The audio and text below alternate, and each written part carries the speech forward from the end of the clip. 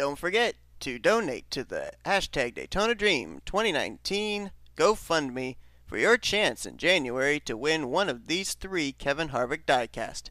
Now enjoy the video.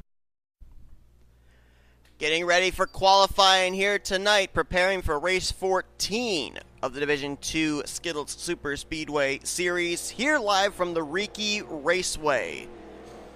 With this race this weekend, we have 2 races remaining in the regular season before we determine who are the 8 drivers that will represent here in Division 2 for this season's playoffs, the chase for the championship.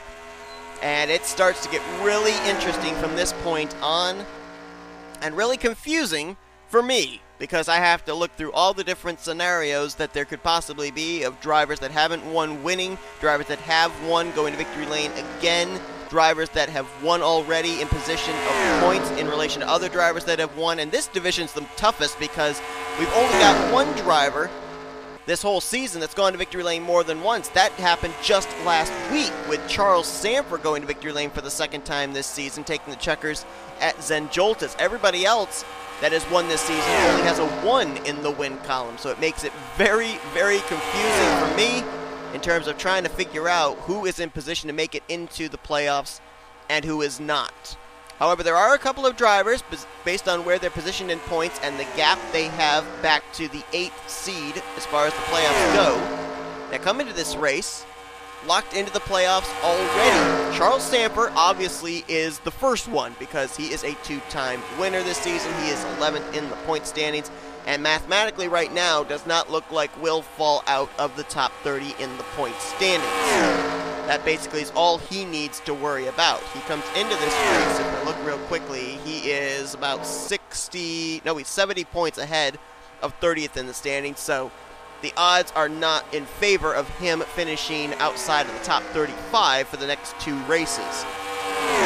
Then you look at other drivers that might possibly be in to the playoffs via 1 win this season. And the 2 that I look in particular for that are Fury Gamington, our winner from Pigs Creek, and Jeff Scott, our winner from M&M's. Now, Fury Gamington has been dominating in the regular season point standings, obviously. He had as much as a 75-point gap from himself back to 2nd place in the standings. That was a few weeks ago. And right now comes into this race with a 137-point gap back to 30th in points. Matter of fact, the driver that comes into this race in the number 8 seed is 119 points behind him. So Fury Gamington, just based off of points, I think is going to be able to make it in, and obviously has that win that helps lock him in as well. Jeff Scott, he comes into this race currently 2nd in the point standings. He's 38 points out of the top position in the point standings, but more importantly, he is about 100 points ahead of the 30th position in the standings, and he is roughly somewhere around 70 points ahead of the 8th playoff seed drivers. So right now I think Jeff Scott mathematically would not fall out of a playoff spot. So right now we've got basically 3 spots, I think for certain, of drivers that are going to be in this season's playoffs. Charles Sanford, Fury Gamington, and Jeff Scott. But what about other drivers? You've got John Andrews. He's got to win this season. He's 5th in points. If he finishes with a good result here this weekend, I think he will be locked in. Same could be said for Keith Batson, who is 10th in points, and Alex Benyako, who we're looking at right now. He also has a win, and I think he would possibly lock himself up a playoff spot if he has a good finish here this weekend as well. And right now he is top of the leaderboard, so if he continues to run where he is, he'll have himself some pretty good starting track position for this weekend's race. Now you go to the question mark drivers. Eric Sadler right now is in the 7th seed. He is 17th in the overall point standings. And right now in that critical 8th seed would be Vince Almriego. He is 22nd in points. Has a little bit of a reprieve after last week's race at Zenjoltas because he was battling with Caleb Farrell and Nathan Ormond for that 8th playoff spot.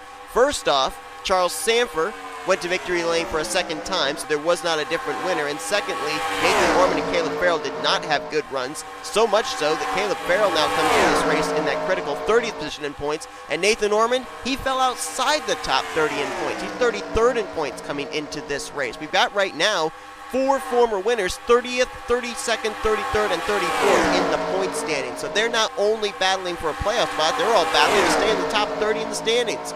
So it's definitely a big battle going on right there. But then let's throw a little bit more kindling on the fire. You've got drivers that Vince Almareco has to worry about as well in this weekend's race as well as next weekend, such as Carson Gum, William Flickinger. They are 3rd and 4th in points. A win, they would probably get locked up a spot in the playoffs. You've got drivers like Kyle Langland, Nathan Stapleton, Jack Halleck, Michael Norman. I think a win would get them into the playoff competition. Same for Tristan Allen, Dylan Young, O'Neal Baldwin, Simon Bloomfield, Alex Gray, Trey Wright, Adam Garcia. There are so many drivers that you don't look at here as possibilities that with a win, they would be front and center in a playoff position heading into next week at Orlando. So that's what makes it so confusing for me, but so exciting in terms of, are these drivers in? Are these drivers out? Do they still have a chance? That's what I love about this playoff system, is right now, top of the board is William Brock.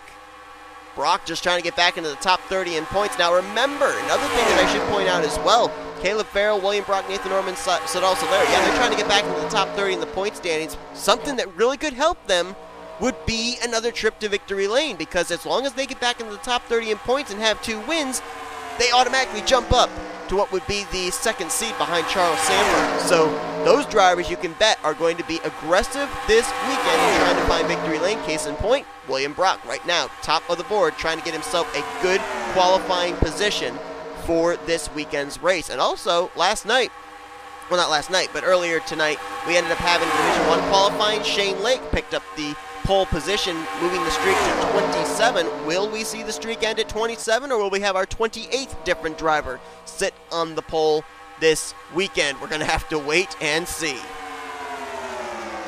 Right now, Adam Garcia, as soon as I say that, he was on the bubble spot. He just got knocked out. Now Zachary Fitzwater, who's in this pack, he's on the bubble spot, and he's coming to pit road.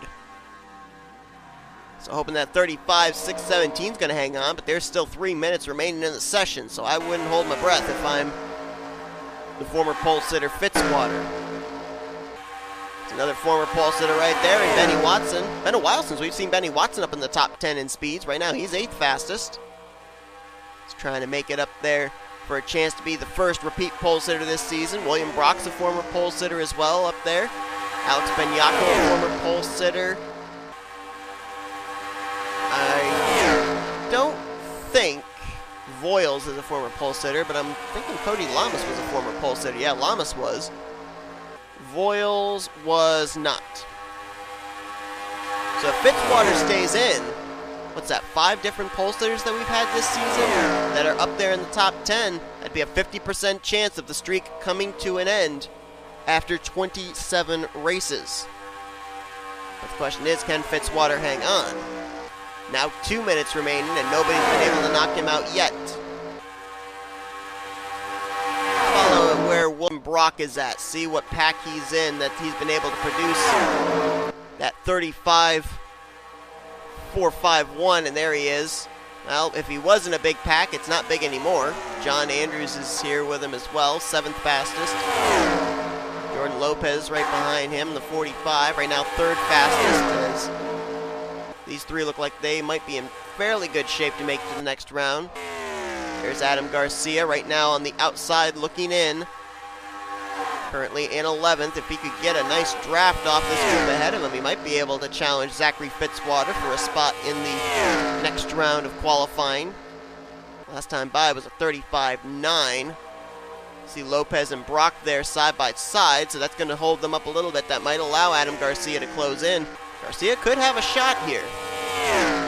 We're going to focus on the 29. We'll keep an eye on the top left, but Garcia, we know, has got the speed to get into the top 10. Question is, can he get the draft necessary? This time by 36.160, about 2/10 slower than his last lap. So unless he can really latch on this lap to this group, I don't think he's going to be able to get himself up into the top 10. So Fitzwater coming to pit road early. I thought that was a bit of a questionable decision, but it might actually have him have fresher tires than everybody else if he makes it into the second round of qualifying. I don't see anybody taking William Brock off the top of the leaderboard. Only driver to hit the 35.4s, and that's about a, 5/100ths faster than O'Neal Baldwin right now in second. last time by 2/10 even slower for Adam Garcia, so I don't think he's going to make it into the next round. Fitzwater, I think, could be safe. Which, honestly, I didn't really give him much of a chance coming to pit road that early. But 35.617 looks like it might get him into the next round, along with Lamas, Watson, Andrews, Voiles, Flickinger, Benyako, Lopez, Balvin, and Brock, which means right now, 50% chance of a two-time pole sitter, as 5 of the 10 that right now would transfer into the next round of qualifying have sat on the pole already this season. Actually, hold on. No, 6 of them. John Andrews is a former pole sitter as well. So Brock, Benyako, Andrews, Watson, Lamas, and Fitzwater all trying to make history. If they all indeed do get locked in the next round, you'll have Balvin, Lopez, Flickinger, and Voiles trying to extend the streak to 28 races. And with 10 seconds left, I think they are no longer counting lap times. No, they are not. So it is official. Fitzwater's going to get the final transfer spot. William Brock is going to be top of the leaderboard here in round 1. Well, William Brock made history becoming the first driver to have a pole and a victory here in the Skittles Superspeedway Series. He's now also trying to make even more history, becoming the first repeat pole sitter, but he's going to have to battle for that accolade with Benyako, Andrews, Watson, Lamas, and Fitzwater. And then you got Balvin, Lopez, Flickinger, and Voiles. They want to get a pole for themselves for the first time this season and extend the streak of different pole sitters to 28. But those are the 10 drivers that will move on. Adam Garcia close, but no cigar, as he will be starting the race in 11th alongside of Keith Batson. Michael Norman, Patrick Smith will be row 7 with Simon Solera completing the top 15. Then Evans, Bloomfield, Halleck, Young, and Jeff Scott will finish in the top 20. Jeff Scott's going to qualify in 20th place. The driver he's trying to run down for the overall regular season championship is going to start 10 spots behind him. Fury Gamington back there in 30th. And there's only 38 points separating first and second, only 39 points separating first through fourth. Carson Gum, William Flickinger still could also play a factor into the outcome of this regular season championship. So it ain't over till it's over, and it's all really going to depend on Fury Gamington into the Sunday night's race as to whether or not we are going to have a battle at Orlando or not. But to take a look here at the rest of the finishing results for round 1, 10 drivers moving on to round 2. Let's go to round 2 of qualifying right now. Alright, so here we go. 6 drivers battling to be the first repeat pole sitter on the season. 4 drivers trying to get their first pole of the season. And of those 6 drivers, Zachary Fitzwater, the most recent pole sitter a few weeks ago at Toddring. John Andrews had the pole the week before at Talladega Superspeedway. Got to go all the way back to Pensacola, race 7, where William Brock sat on the pole position. Cody Lamas, the week before that, week 6, won the pole at Madrid. M&M Superspeedway, race 4 was where Benny Watson sat on the pole position. And all the way back, race number 2 at Armory Digital Superspeedway is where we saw Alex Benyako sit on the inside of the front row. Now, where do our 10 drivers that made it here into round 2 come into this race in the point standings? Well, highest of them right now is going to be William Flickinger, 4th in the points coming into this race. John Andrews currently in 5th. Alex Benyako right now is 12th in the points. Jordan Lopez is 16th. Cody Lamas, he is 23rd. Benny Watson, 26th. Daniel Voiles is 29th in points. Zachary Fitzwater, 30th. William Brock, who was the fastest in round 1, he is 32nd in the points coming into this race. And that's where those 10 drivers come into this race, positioned in the point standings.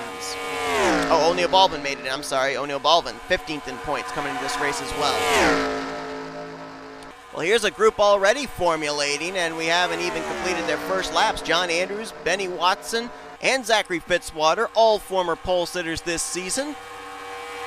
Now, do they work together or work against each other in trying to fight to be the pole sitter this week? As I saw a couple of cars back here working together, and guess not. Daniel Voiles is by himself. Cody Lamas, no drafting partner. Balvin just now leaving pit road, as is Brock. They're still yet to get on track. Alex Benyako by his lonesome, same for Jordan Lopez, so looks like right now, this is where your pole sitter is going to get determined from. Right now, Benny Watson would be the driver in the best position, as he is the third car in the line of this draft. Fitzwater laying down at 36.117. Now when Shane Lake got the pole earlier on here today, he was the only driver to hit the 34-second lap times. I think he had a 34.998.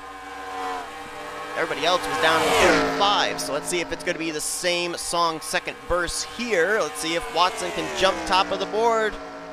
And he did not. Whoa.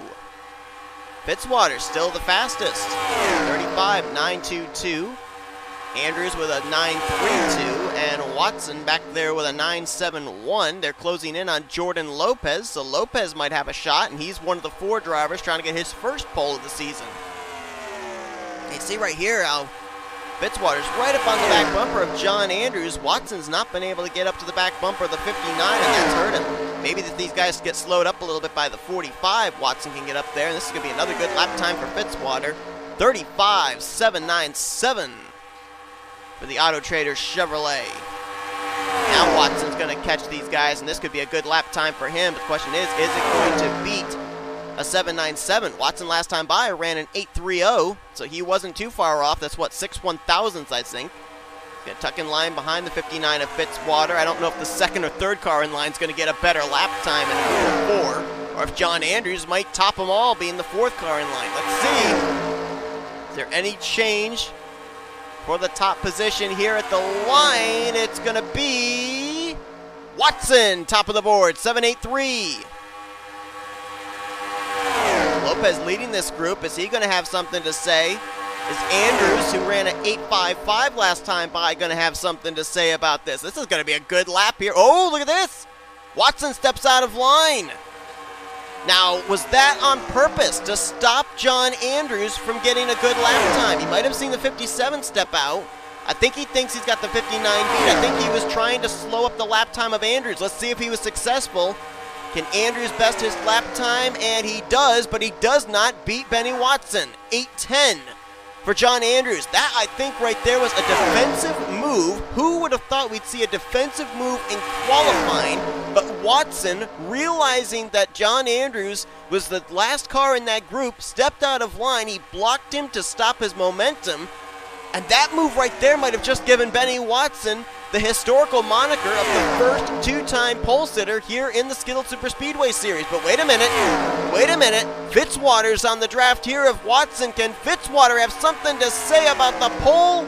No, he will not. 35.8 for him. And that move that Watson pulled on Andrews might have stopped Andrews from taking the pole position and giving the pole to Benny Watson. But hold up, they might still be counting lap times, and if they are, well, I thought Lopez was going to have Fitzwater to work with, but now he's got no drafting help there, and now Watson's going to move to the inside. Look at Watson. Watson knows what he needs to do in order to break drafts, apparently, because he is stopping everybody that's had a run from getting any kind of momentum for a full lap.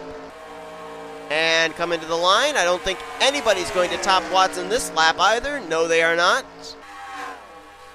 And I think, well, I don't know if they'll count this next time. Nope, that's it. Session's complete. And the streak will end at 27. Drivers, 27 races we went without a repeat pole sitter. Benny Watson is going to make Skittles Superspeedway Series history. He will be the first 2-time pole sitter, and it comes all the way at race 14 for Division 2. But Benny Watson with a 7.83 tops Fitzwater with a 7.97. And Benny Watson, who comes into this race currently situated in the 26th position in points. I don't know if a win would put him into a playoff position or not, but even if he doesn't make the playoffs this season, he will be able to have a historical moniker like other drivers have been able to as well, with Brady Burkhart being the first 2-time winner in the Skittles Superspeedway Series, William Brock being the first driver to get a win and a pole. Well, Benny Watson now is the first driver to get 2 poles this season in Skittles Superspeedway Series history. How about that? And going back to that move he made to block John Andrews from making a move, possibly laying down a lap time to be able to take the pole position away, that right there was an awesome move to watch take place in qualifying of all places. So it'll be Watson and Fitzwater, they'll be the front row. John Andrews will line up on the inside of row 2 along with Jordan Lopez, then William Brock, Alex Benyako, Daniel Voiles, William Flickinger, O'Neal Baldwin, and Cody Lamas. That will be your top 10 starting lineup for Sunday night's event. So Benny Watson, for the second time this season, will lead the field to green, and the streak has ended at 27. Thank you all for tuning in to this qualifying session. If you enjoyed it, be sure to give us a like, subscribe, become part of the crew today. We will see you guys tomorrow night as it's race 14 for the Division 1 drivers, setting us up for the regular season finale at Orlando. Same can be said for Division 2 drivers. You'll see their 14th race of the season on Sunday evening. Till then, I've been Seth Cole, and you've been watching a production of the NNSCRA Offline Racing at its best.